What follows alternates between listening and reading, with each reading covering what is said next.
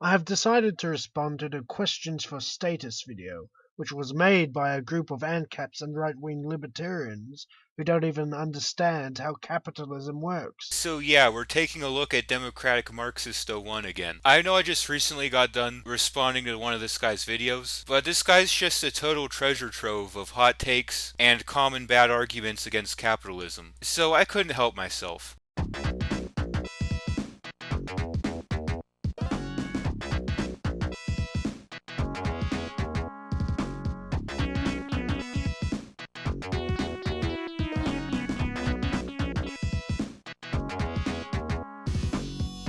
The first thing I would like to make clear is that capitalism cannot exist without a state. Is false. This is a very common claim you'll hear from socialists, that capitalism requires the state in order to function. And you can see just how ridiculous this argument is once you understand what capitalism actually is. Capitalism is the voluntary exchange of private property in a free market. The state is involuntary because it imposes taxes and laws on you against your consent, so the state is diametrically opposed to the nature of capitalism. Why? Because the state is needed to protect private property. It really is that simple. Actually, it's not that simple. There's more to the issue than that. Like, okay, sure, you could make the argument that in order to have capitalism, you need some way to protect people's property rights. But it still doesn't necessarily have to be the state who enforces your property rights. What this guy's doing here is basically making that common statist argument that because the state traditionally carried out a certain responsibility, that responsibility would no longer be carried out in its absence. Just because you can't imagine how something would be done without a state doesn't necessarily mean that it can't be done without the state. This is an argument from incredulity, assuming that something can't be done because you can't imagine how it would be done. You just have to look at historical examples where the government has broken down or lost control over particular areas of a country. Spoiler alert, neither of the historical examples he cites involve the state breaking down, or anything about anarcho-capitalism for that matter. In Spain, socialist anarchists managed to establish an anarchist society. So this is something that socialists will never mention when discussing anarchist Catalonia. It wasn't truly anarchist. It was run by a workers' council which functioned more or less like a government. The wealthy landowners and capitalists, by contrast, ran to Franco and begged him to restore order and government power. Yeah, people were engaging in voluntary arrangements that other people didn't like, and they used the power of the state to forcibly interfere with it, as in not anarcho-capitalism. Nice try, though. In Chile, when a group of landless peasants occupied unused private land, the private owner demanded that the armed police remove the peasants from his property. So the state sent 250 armed policemen to remove over 90 families from the area. So I do believe in adverse possession. I think that if someone is going to arbitrarily claim an unreasonable amount of land and not develop it or do anything with it, and there's other people in that area who need some of that land, they should be allowed to challenge that. Serving the interests of those with property again. When has the state ever served the interests of people who own property? The state puts a tax on your property and threatens to take it away if you don't pay. And we see this pattern throughout history. The state defending the property of the wealthy elite against the poor. I'll take it you've never heard of the progressive tax systems that left-wing politicians seem to always put forward? An alliance between big business, the police, the military, and the politicians. So in all fairness to him, this does actually exist, but not in the way he thinks it does. Yeah, the government's in cahoots with big business, but not by enforcing property rights. The government actually infringes on property rights in such a way as to give big businesses an advantage, such as giving them bailouts and subsidies that the rest of us are forced to pay for, creating regulations that make it more difficult to compete with them. Heck, during these COVID lockdowns, in a lot of places the only business that was allowed to stay open was the Walmart. So yeah, there is an alliance between big business and big government, but not in the way you're suggesting. So, rather than the state being an enemy of capitalism, it is the life force, for without the state, there would be no private property. So, without an authoritarian ruling class dominating and controlling everybody, there'd be nothing entitling you to the fruits of your own time and labor. So let me ask you this. If you're someone who believes there can't be property rights without the state, quick thought experiment for you. Suppose that someone lives on an island where there's no government, and they build a canoe, so that way they can paddle out and catch some fish to eat. So they spend all day walking around the island. chopping down trees and gathering up the wood that they need. Then they spend hours meticulously carving this wood into a canoe. Then one day someone comes along the island, sees the canoe, decides that they like it, and loads it onto their boat and takes it away. So now all the time and effort that this person had to put into making that canoe is gone, and now they're going to have to spend the same amount of time building another canoe. Time they could have spent more productively had the original canoe not been taken. Did the people who take the canoe that he built do anything wrong? Did they steal that canoe from him? Because under the logic of these people, since there's no government on that island, the person who built the canoe didn't actually have any property rights, which means that there wasn't actually anything wrong about taking it from him. But I think most of us would agree that it's kind of absurd to say that the person who just lost all that time and effort they put into that canoe wasn't wronged in any way at all. That is why I think anarcho-capitalism is a joke. You're allowed to believe anarcho-capitalism is a joke. Everyone's entitled to their opinion. But now I'm going to explain why I think anarcho-socialism is a joke. Since capitalism is voluntary and requires no coercion, there aren't any real complications of implementing it in the absence of a state. Socialism, on the other hand, does require coercion. In the absence of the state, how are you going to enforce the rule against private ownership of the means of production? How are you going to prevent individuals from accumulating too much wealth and then forcefully redistribute it? I'm fairly confident that capitalism can be implemented without a state. Socialism, on the other hand, I'm skeptical to say the least. Now, I will only be answering some questions from a left-wing perspective. Others I will attempt to answer from a traditional capitalist's perspective. So let's begin. So whenever I watch people respond to this questions for statists video, I notice that most of the time they don't actually answer the questions. Like the person in the video will ask a question, and the person responding will give an answer that has nothing to do with what was asked. I guess that means these really are tricky questions for statists to answer, if they have to dodge the issue that was brought up. If a kid couldn't afford lunch because the school bullies kept taking a percentage of his allowance, you wouldn't blame the kid's parents for not giving him enough. So why is it that when people struggle financially, you blame the employer who provides them with money and not the government which is taxing them?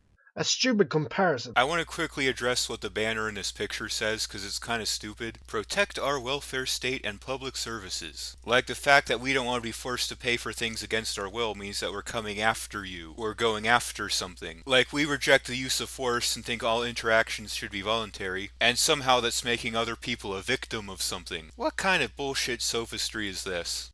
When you are taxed, the tax money goes to funding services you use every day. Government infrastructure, healthcare, education, law enforcement, and other services. Yes, I am well aware that the tax money goes to things that we use or benefit from. However, it also goes to a lot of things we don't use or benefit from, like overseas aggression and the war on drugs. How about instead of forcing people to pay for all this shit, we have a free market, where people are free to pay for things that they use or benefit from, and not for things that are harmful? When a bully takes your lunch money, you get nothing but hurt feelings and humiliation. So this is basically that classic taxation isn't theft because you get things in return argument. As if someone mugging you on the street for $100 and giving you a cold sandwich in return would somehow justify it. Also, when the IRS raids your house or seizes your bank account, you also get hurt feelings and humiliation. So yeah, even taking it on face value, this argument flops. Also, the questioner fails to realize why workers are angry with their employers. Since the global financial crisis Caused by government, by the way. Tom Woods has an episode of his podcast going into full detail on this. Link will be in the description. The top 1,000 families in Britain have seen their net worth double. Okay, I think I see where this is going. He's gonna make the whole rich get richer and poor get poorer argument. Sorry, but this whole narrative the left tries to push simply isn't accurate. The economy isn't a zero-sum game. If someone gains wealth, it's not necessarily at the expense of someone else. When the economy becomes more productive through innovation, that produces more wealth. So the rich get richer and the poor get richer. The shape of their slice might be the same, but the pie as a whole is getting bigger. Meanwhile, the wages of their workers have fallen by more than 10%. That is why they are angry with their employers. Many of them are experiencing in-work poverty whilst they watch their already wealthy employers get richer on the back of their labor. So do you think that the reason the middle class is struggling in Britain is because they're being exploited by their greedy, no-good employers? Or do you think it's because Britain is a liberal-controlled country where the taxes are through the roof and there's a lot of regulations stifling people's opportunities? Which reason do you think is more likely? For fans of democracy, I would ask, is it okay to forcibly rob, control, or otherwise victimize somebody as long as the majority approves of it. Yes, that is why you find murderers, pedophiles, and rapists in prison. Hey pal, you just blowing from Stupid Town? I'm sorry, but how exactly does this answer the question? Larkin never mentioned anything about murderers, rapists, or pedophiles in his question. The question was mostly in regards to whether or not something immoral can suddenly become moral if enough people agree to it. Suppose, for example, one day people decided that there's nothing wrong with murderers, rapists, and pedophiles, and we shouldn't lock them in jail. Would the actions of those people continue to be wrong, even though they suddenly have majority approval? We all know that every economic system has market failures. Capitalism, socialism, communism, whatever. But my question is, why do you feel morally justified in forcing other people to subsidize these failures? Why should I be forced to subsidize failed electric car companies like Fisker or failed government initiatives like Obamacare? Shouldn't I have the right to decide what risk I want to take with my own money? No one has the right to opt out when you need to use the services of the state. You're kind of missing the point here, dude. I don't think you should be forced to pay for services that I use without your consent, any more than I should be forced to pay for services you use without my consent. If you think we should be paying for the services that each other uses, then let's set up a contract. Don't send men with guns after me to force me to pay for something I don't want. If you lost an arm and could not work anymore, no one would be able to opt out of subsidizing your use of the welfare system. I understand the issue you're bringing up here. It's a valid concern. But don't you think there's better ways this type of issue could potentially be addressed? For example, instead of forcing everyone to pay into a welfare state, which are unsustainable, what if instead we had some kind of voluntary solution? Like, for example, disability insurance. Like, I could take out a disability insurance policy and pay a premium every month to the insurance company, and then if I were to suffer some sort of injury where I wasn't able to work, I would receive checks from the insurance company to cover me until I was able to work again. A lot of insurance companies actually already offer policies that function like this. Sorry, your question smacks of extreme selfishness. Are you going to explain how it's selfish? Because the question he asked doesn't strike me as particularly selfish. He never said he was against offering aid to people in need. He simply asked why he shouldn't be allowed to decide what risks to take with his own money. He's understandably frustrated that the government is forcing him against his will to pay for programs that don't even work, and there's nothing about that that's mutually exclusive with wanting to offer aid to the poor. And even if it is selfish, so what? It's his fucking money. He earned it fair and square. Something you socialists never seem to be able to answer is, why is it selfish to want to keep what you earn, but not selfish to want to take what other people earn? And I don't even support subsidizing private companies. Well, the question was primarily about subsidizing private companies, which is kind of why it's strange that you went off on this whole tangent about the welfare state and someone losing their arm when that wasn't really the main focus of the question. How come you want to ban things that you don't like? As long as they're not hurting other people, what's the big deal? You need to be more specific. Let us hope your next question is a better one. The question is pretty simple and straightforward, actually. If something is not causing harm to anyone else, then what reason is there to ban it? There's a very long history of this happening. Guns, drugs, prostitution, gambling, pornography, sodomy, certain types of art, certain types of music, certain types of speech. Heck, working for someone under a certain wage is a crime, for crying out loud. Status of the left, who are always talking about how government's going to help the poor and demarginalize marginalized groups. I don't understand this.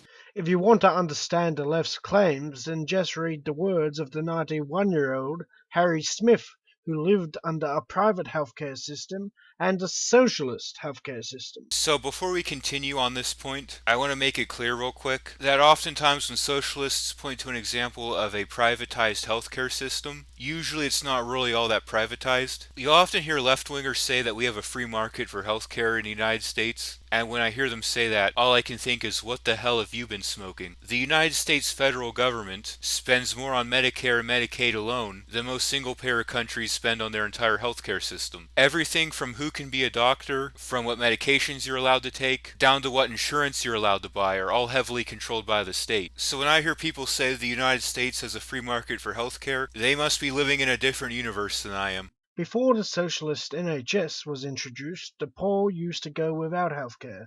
They simply could not afford it. Why the fuck you lying? Why you always lying? Oh my god, stop fucking lying. Okay, so this claim that the poor went without health care before the NHS is straight up nonsense. Before the NHS was implemented, it was very common for poor and working class people to be members of what's called a fraternal society. Basically, these were a bunch of people who came together and pulled together their resources in order to provide health care. As a result of this, health care was so cheap and available that a working class person could afford a whole year worth of health care on one day's worth of salary. Fraternal societies were pushed out of the market once the NHS was implemented because people were unlikely to continue to pay for this lodge practice if they're being forced to pay for state health care anyways. Once the NHS was introduced, however, healthcare was free to all. Are you mental? Hey genius, it's not free. They still make you pay for it. This is a common bit of sophistry that socialists like to use. They'll take whatever bullshit they want the government to hand out and call it free, even though it's not actually free. You're still being stuck with the bill for it, whether you want it or not. All this quote free service does is force you to pay for it against your will, as well as crowd out any potential competitors you could have got that service from instead. Run for the public good rather than for profit, which I think is a good thing. So is something being run for the public good and for profit necessarily mutually exclusive? Can't something be run for the public good but also make a profit? Because in a free market system, where there's no bailouts or subsidies, businesses sink or swim on the merit of the service they provide. So the only way to really make a profit is to provide a high quality service. If the service you're providing, however, is guaranteed funding, and there's no risk of going under due to incompetence, then any sort of incentive to provide a service of any sort of quality goes out the window. And that's exactly what we're seeing with the NHS. The NHS is very notorious for long wait times. A woman in Wales fell down the stairs in her home and broke a leg. It took an ambulance 9 hours to actually get to her house. But wait, it gets more ridiculous. It's not uncommon for patients in the NHS to be starved or dehydrated. Okay, yeah, the American healthcare system is far from perfect, but at least patients are actually given food and water. There's a similar problem in Cuba, which has a socialized healthcare system. It's not uncommon for Cuban hospitals to not be able to afford furniture, which results in patients having to bring their own bed. Yeah, things you would just kind of expect patients in a hospital to get, like beds, food, and water, are missing in these places. Yeah, basic shit you just expect there to be at any hospital is a luxury. That's socialized healthcare for you. So it's clear to me that the welfare state has helped the poor. So this guy actually cut out part of Jeffrey's question, so we're missing some context here. Jeffrey asks, why do you expect the government to help the poor? And then proceeds to briefly explain why he believes it's absurd to expect the government to help the poor. Throughout most of history, government has been the primary oppressor of not just the poor, but also minorities and other groups that the left usually likes to strong-arm for. In ancient times, governments primarily enslaved people and took their money. In the Middle Ages, they practiced feudalism, which is basically a slightly sugar-coated version of slavery, as well as punished groups which held religious beliefs that are different from theirs. As for more recent examples, the government oppressed black people with forced segregation programs. The government has targeted Hispanics and Asians through laws that restrict immigration. And to this day, poor people are kept from earning a living by things like minimum wage and other regulations that make it more difficult for them to find opportunities. Even granting that once in a while the government might throw these people a bone, that's a small drop in the bucket compared to a majority of history in which the government actually oppressed these people. How can you claim on one hand to be anti-guns, yet on the other hand, you want the state to take guns away at gunpoint? Because it is up to the state to enforce the law. I thought that was just common sense. You kind of missed the point of that question. The question wasn't why should the state have guns? The question was why should only the state have guns? Of course the state needs guns because it's their responsibility to enforce the law, but the state can have guns without necessarily needing to take them away from private citizens. Government has slaughtered 250 million of its own people in acts of democide. How can you trust such a beast to rule over you? And as some of you argue for, to be disarmed to. What a stupid point. If we were to count everyone who died as a result of air pollution, famine, individual murderers, etc., the death toll would be just as high, if not higher. The funny thing about this point is that two of the things that he mentioned, famine and air pollution, are usually worse in socialist countries, where the government has heavy control over everything. Freer economies actually have less on average air pollution. Why is it that no matter how much money the government takes from its citizens, it's always broke? Because it costs money to protect the nation, protect private property rights, and to fund the welfare state. So yeah, this question didn't really have anything to do with how the money's being spent. This question has more to do with how shitty the government is at balancing a budget. Even if you do believe that the government is necessary to provide all these services, they still spend money at a very unsustainable rate, and no other organization in society has this problem. Every private organization is able to provide the service it needs to provide and stay in the green. So saying that the government needs to provide services isn't really an excuse here.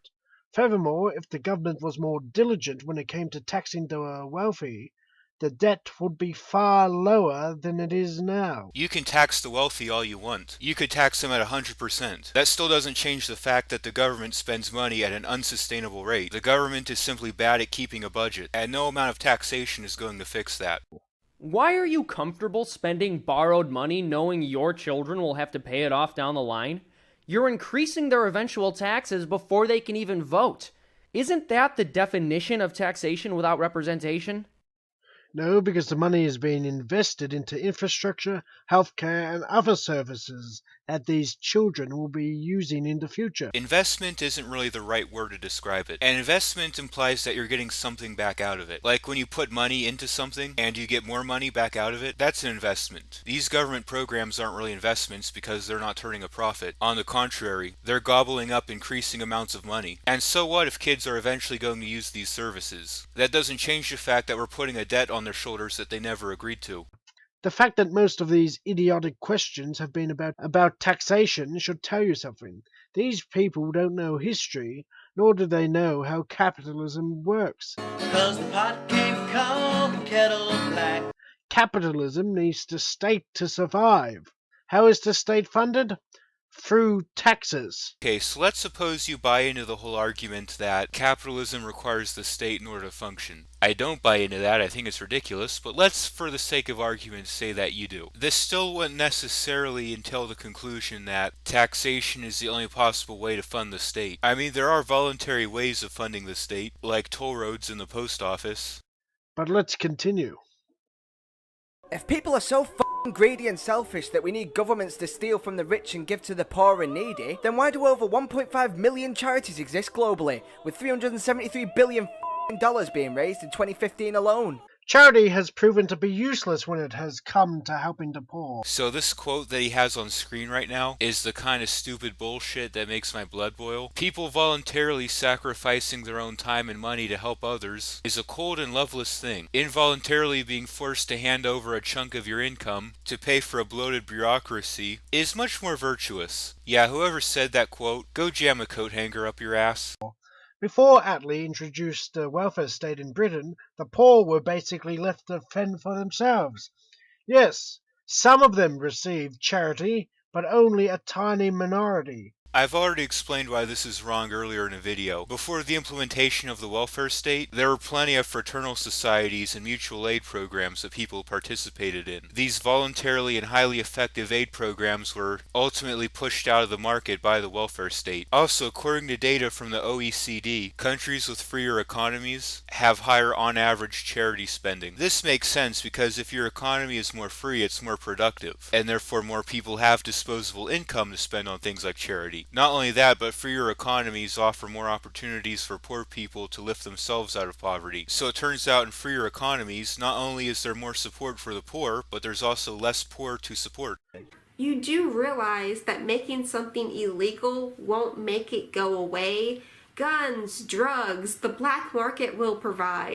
Using that logic, we shouldn't bother outlawing things like child pornography, because desperate people will access the illicit material anyway. The key distinction to be made here is whether or not what it is you're trying to ban is actually hurting anybody. The thing about guns and drugs is that while these things do have the potential to cause harm if used irresponsibly, they don't in and of themselves cause harm to anybody. Child pornography is a bit more complicated. Since making child pornography does usually involve putting actual children in harm's way, there's a stronger argument for banning or restricting it than there is for guns or drugs. And of course, I'm speaking primarily of child pornography involving actual children. Simulated child pornography using animation or young-looking adults in place of actual children is First Amendment protected. Here's some of the money government wasted. The government spent $1.4 million on an app that just simply points left and right for the TSA. That should have been done for way cheaper. Oh, that's not crazy enough for you? How about this? The government wasted $1.4 trillion on a jet that doesn't even work. That's enough to buy every homeless person in the United States a mansion. A $600,000 home. Oh, that's not crazy enough for you. The government lost $6 trillion. Knowing all of this, do you still think the government can spend your money more wisely than you can? You really need to provide links to back up your claims. So it looks like the original version of this video is no longer on YouTube, but I can link to some sources here in my description. This is getting ridiculous. How can you rationalize basic philosophical concepts such as the non-aggression principle as being quote-unquote too difficult for society to be educated on and abide by, yet believe that hundreds of thousands of pages of federal and state regulations, clauses, case files, and amendments are somehow easier? Because the non-aggression principle is a fantasy. I know this is somewhat tangential, but who puts their captions right in the middle of the screen? Like, yeah, this is some Hollywood level editing right there. As proven by historic events. What historic events? When has anarcho-capitalism or libertarianism ever been implemented? This is something that Sam Cedar does a lot. Oh, there's all these historical examples of libertarianism failing. I'm not going to mention them or discuss them in detail, but they're definitely out there. Furthermore, capitalism can only exist if there is a strong state which rigidly enforces property laws. You know, this is actually getting kind of tedious, hearing this guy make the same unsubstantiated claim over and over again. If the competitive market ingenuity of capitalism can deliver us things like iPhones, 3D printers, and private spaceships, why should services as important as justice, roads, and defense be monopolized by the state? So this person thinks the courts, roads, and defense should be in private hands. That would be a return to feudalism, where the richest person in the land would have the control of his own army, the courts, and the roads, just like a feudal lord. So people who make the comparison between capitalism and feudalism either don't know what capitalism is, don't know what feudalism is, or most likely neither. Capitalism is a voluntary system based on mutually agreed upon exchange. Feudalism is a system that's involuntarily imposed on the people. A lord goes up to a peasant and says, "You're going to work on the field all day, you're going to give me a large portion of all the crops that you grow, and if you don't like that, I have a sword with your name on it." It was basically a slightly more sophisticated version of slavery. Now let me ask you this. If there is essentially no difference between capitalism and feudalism, then why were serfs escaping from their fiefdoms to go live in capitalist towns? I mean, if there was essentially no difference between the two, why would a serf take the risk of escaping from their fiefdom and getting caught?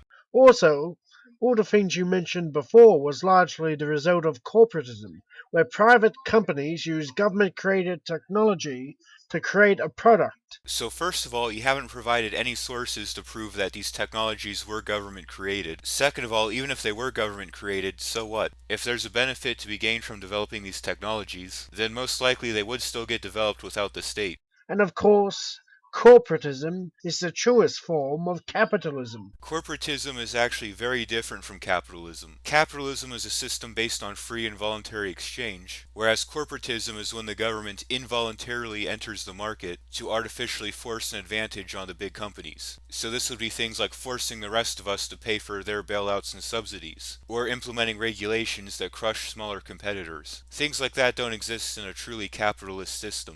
Now, to statists of the right, claim you're opposed to socialism and don't see government as the answer, and yet invariably you're celebrating the cops, the first responders, and the fire departments, and the jails, war, all big public sector programs. It's a kind of the socialism that you love. Why do you think that that's going to work better than the private sector? Private jails, private fire brigades, and private armies have proven to be disastrous. So I agree that private jails have been kind of a disaster. They're basically cash cows for people to profit off of victimless crime legislation, but that's largely enabled by government. And a private army could simply just mean a militia of the people. 1/3 of the United States population owns guns. Probably enough guns to arm the other two-thirds. On top of that, a majority of military projects are contracted out with the private sector, so we already pretty much have a private army. Have you not heard of the Kids for Cash scandal? The first private fire brigade of ancient Rome? The private fire departments of ancient Rome weren't actually as bad as he's making it out to be. First of all, a lot of Roman cities didn't actually have a fire department, so there wasn't really any other option. And while it's true that they would just let your house burn down if you couldn't afford to pay the fee, they also offered to purchase your burnt down home if you couldn't afford to pay. So it almost functioned like a modern day insurance company. Also, interesting how you had to cherry pick an example from 2 millennia ago, and not mention the fact that most fire departments across the US are fully volunteer. Or King Leopold II's force public, which terrorized the Congo? Hey genius, King Leopold was in charge of a government, not a private organization. That's kind of why he's called King Leopold. With that, I think I've had enough. I found listening to their questions tedious because I feel that they don't even understand the nature of capitalism. I felt the same way when I was responding to Anarchy Ball. So tedious. They don't know history or the stated purpose of property laws. In my country, property owners register their land with the state titles office in order to fend off other competing interests. For example, say if 5 different people claimed that they owned a piece of land. In order to solve this dispute, they would venture to the titles office and see who is the registered landowner. The registered landowner would then have the backing of the state over the other parties. Just because the state goes away wouldn't necessarily mean that demand for that type of service would go away. Under anarcho-capitalism, you could have a private court that you register your land with, and go through a similar dispute resolution process. Now, what would happen if there was no state in such a situation? You leave your house for a day and then you come home and find it occupied by people you have never seen before. What then? You'd call a private security officer who would be on scene to deal with the situation quickly, as opposed to dealing with it through the state, who would most likely overcomplicate the issue because of things like squatters' rights and eviction laws. That is why capitalists have traditionally feared the loss of state power. So anarcho-capitalism is an oxymoron.